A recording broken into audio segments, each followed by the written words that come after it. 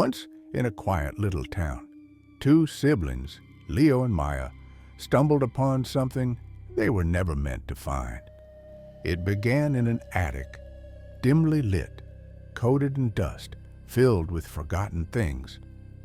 Among the old boxes and faded photographs, they found it, a wooden box carved with swirling, almost living patterns.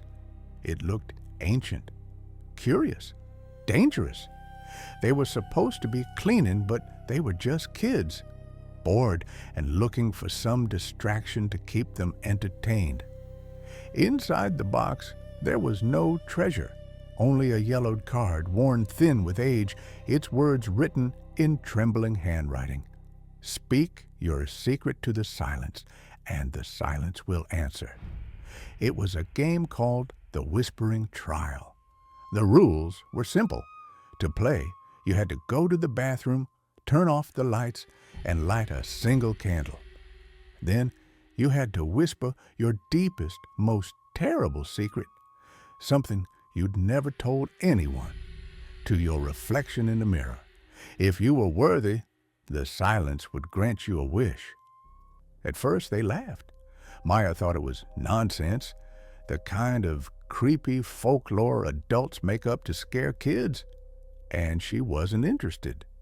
But Leo loved that kind of stuff.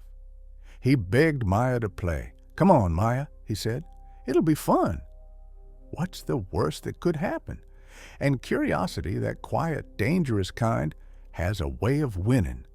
So that night, at exactly 8:52 p.m., the two children knelt on the cold bathroom floor. A single candle flickered between them, stretching their shadows like restless spirits on the wall. The mirror watched in silence. Maya went first. She whispered a secret she hoped would never leave her lips again, but nothing happened. The silence was just silence, which made Maya feel ridiculous. Then Leo followed, his voice softer, almost playful, confessing a lie about a test. When it was done, they blew out the candle and laughed at each other, certain it had all been nothing, just a game, and it was over, or so they thought.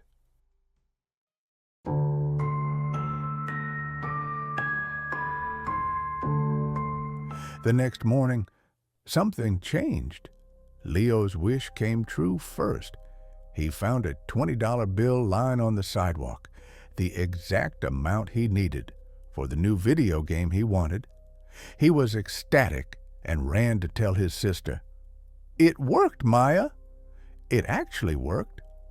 Maya dismissed it, telling him it was a coincidence, a lucky break. But a cold knot was tightening in her stomach because that same morning her wish had also been granted. Previously, Maya had failed miserably in her math test.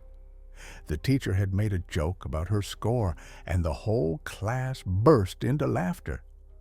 Maya had never felt so embarrassed, but that morning, her teacher personally apologized to her in front of the entire class, saying he had made a mistake while marking her script, and she was actually the highest. Maya knew this coincidence felt too perfect to be mere luck. They had opened a door, not one you could see or touch, but one that led straight into something they didn't understand. And now, something was walking through. It began subtly, a whisper from an empty room, the faint smell of candle smoke that never faded, reflections that blinked a second too late, a smile in the mirror that did not belong to them. Leo stopped sleeping. He said the silence was speaking back now, not asking for secrets, but for attention. It wanted to play again. Then one night, Maya woke up cold.